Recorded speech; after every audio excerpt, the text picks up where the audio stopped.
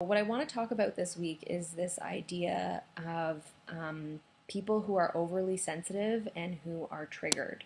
I've heard, again, like, as much as social media drives me crazy, it's such a beautiful educational tool for witnessing the collective in our craziness. And one of the things I like to observe is obviously just like people's like patterning, as I talked about last week, in this idea that um, uh, you can just see human patterning happen over and over again, and like the types of things that people argue about on Facebook or the way we communicate on Instagram or Twitter.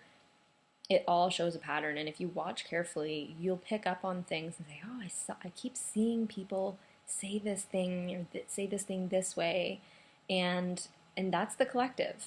That's just the collective enacting ego, enacting sometimes soul, sometimes really beautiful things we see on social media.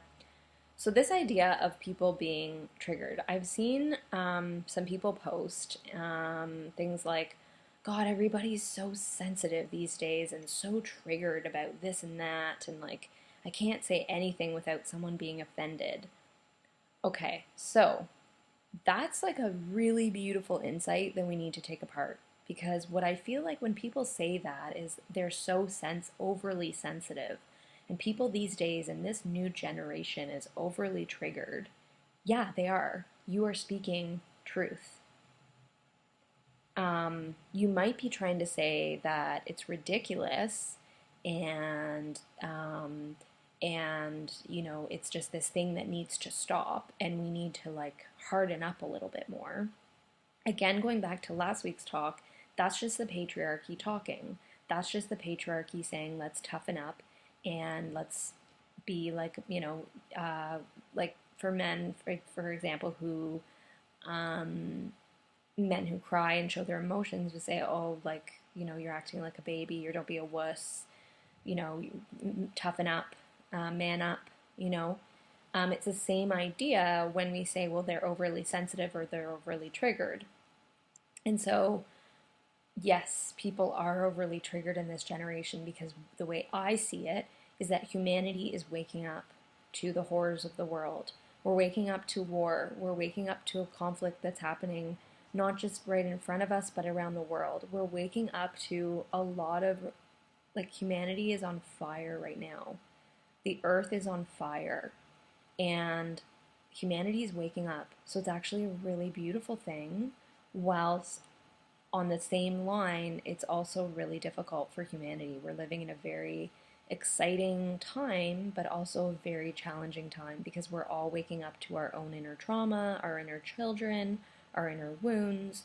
We're healing what maybe our parents, our grandparents, our great grandparents, our great great grandparents could never heal, which is such a beautiful thing.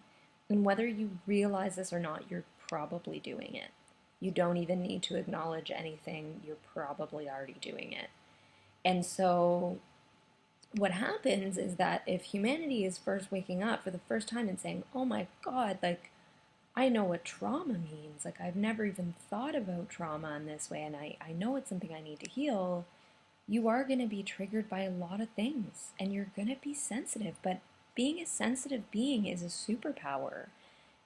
You can pick up on so much within you and have all this subtle awareness of you and the people around you that it doesn't have to be this burden. It can be a really beautiful thing that helps you feel connected to other people and helps you feel more grounded and connected in who you are.